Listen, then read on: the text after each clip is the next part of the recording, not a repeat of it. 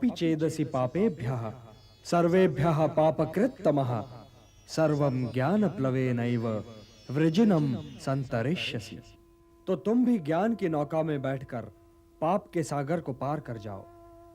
ये समझ लो पार्थ कि जैसे अग्नि सब कुछ जलाकर भस्म कर देती है, वैसे ही ज्ञान की अग्नि कर्म फल की इच्छा, फल की प्राप्ति न होने पर आने वाले क्रोध और उस क्रोध के सहारे आगे बढ़ने वाले मोह को जलाकर भस्म कर देती है।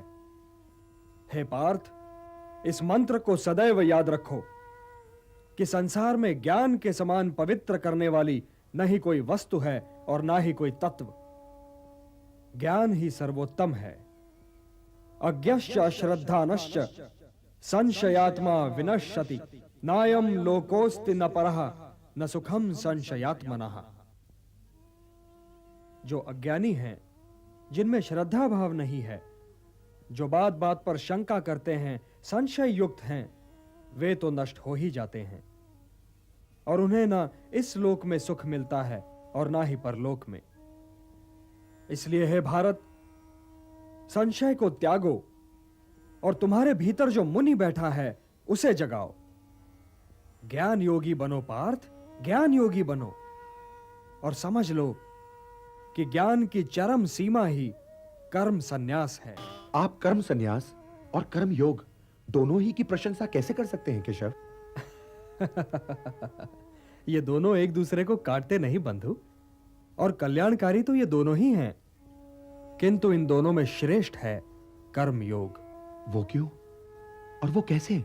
जो द्वेष और आकांक्षा से ऊपर उठकर कर्म करता है वो तो नित्य सन्यासी है ही, और वो द्वंद्वों से रहित होकर सांसारिक बंधनों से मुक्त हो जाता है। इसलिए जो कर्म सन्यास को कर्म योग से अलग समझता है वो तो मूर्ख है ही। ज्ञानी ऐसा कभी नहीं समझते। कर्म त्याग तो वास्तव में निहित स्वार्थ के त्याग का नाम है पार्थ। इसलिए कर्म योग के बिना कर्म सन्यास की प्राप्ति हो ही नहीं सकती।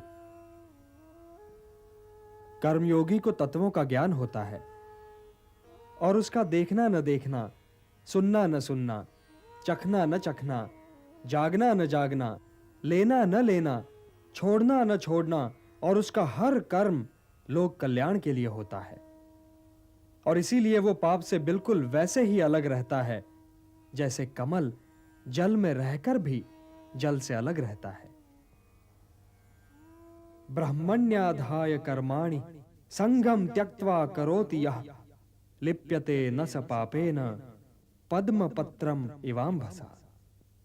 हे धनंजय, कर्मयोगी कर्म फल को त्याग कर परम शक्ति को प्राप्त होता है और 9 द्वारों वाले शरीर रूपी घर में सुखी रहता है। मनुष्य के भ्रमित होने का कारण यह है पार्थ कि उसका अज्ञान उसके ज्ञान को ढक देता है, और जब आत्मज्ञान अज्ञान को नष्ट कर देता है तो ज्ञान उस परम तत्व को सूर्य की भांति प्रकाशित कर देता है और ज्ञानी इस नश्वर जीवन ही में परम सत्य को प्राप्त कर लेते हैं।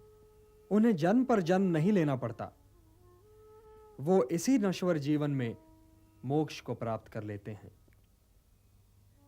तो हे पार्थ, यह नश्वर जीवन बहुत ही महत्वपूर्ण है, क्योंकि इसके उपरांत तुम्हारा आत्मा तो अवश्य होगा किंतु तुम नहीं होगे।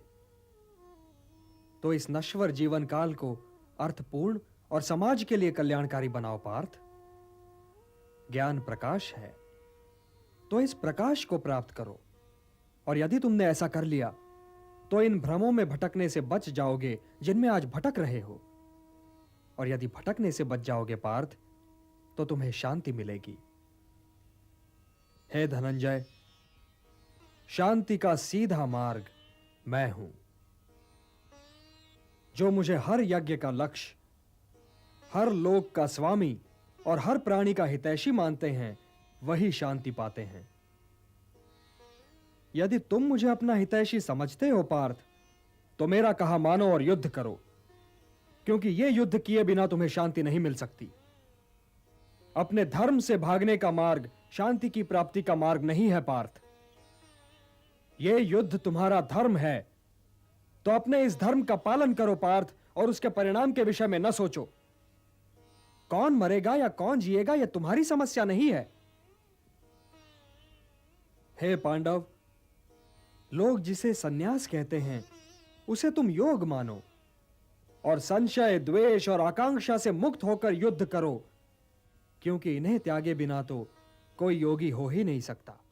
उद्धरेत आत्मना आत्मानम न आत्मानम अवसादयेत आत्मैव ह्यात्मनो बंधुः आत्मैव रिपुरात्मनः। मनुष्य का यह कर्तव्य है कि वो अपना पतन न होने दे और स्वयं ही अपना उद्धार करे। मनुष्य स्वयं ही अपना मित्र भी है और अपना शत्रु भी। जिसने अपने अहम, अपने मन और अपनी इंद्रियों को अपने वश में कर लिया हो, वह स्वयं ही अपना मित्र है, और जो इनके वश में हो गया पार्थ, वो स्वयं ही अपना शत्रु है। जो शीतकाल और ग्रीष्मकाल, सुख और दुख, मान और अपमान में शांत रहे और संतुलन रखे, वो जितेंद्रिय पुरुष सदैव परमात्मा में लीन रहता है। किंतु हे पार्थ, बहुत खाने वाले या बिल्कुल ही न खाने वाले, या अधिक सोने वाले या बिल्कुल ही न सोने वाले को यह योग सिद्ध नहीं होता। जीवन संतुलन का नाम है पार्थ, और संतुलित ढंग से जीने वाले मनुष्य का योग उसके दुखों को हर लेता है। जैसे वायु रहित स्थान पर दीपक की ज्योति निश्चल रहती है, वैसे ही मोह रहित योगी भी निश्चल रहता है। चंचल मन को मनमानी न करने दो पार्थ, उसे रोको और उसे अपने आत्मा का अधीन बनाओ। तुम्हारी उलझनों का यही उपचार है। मेरी ओर देखो पार्थ, मेरी ओर देखो। जिसे हर दिशा और हर वस्तु में केवल मैं ही दिखाई दूं, वो तो कभी भटक ही नहीं सकता। जो मुझे नहीं भूलता पार्थ, मैं भी उसे नहीं भूलता। वो तो सांसारिक जीवन व्यतीत करते हुए भी संसार से अलग और मेरे भीतर रहता है। हे अर्जुन, जो योगी सबके सुख दुख को अपना सुख दुख माने, वही परम श्रेष्ठ है।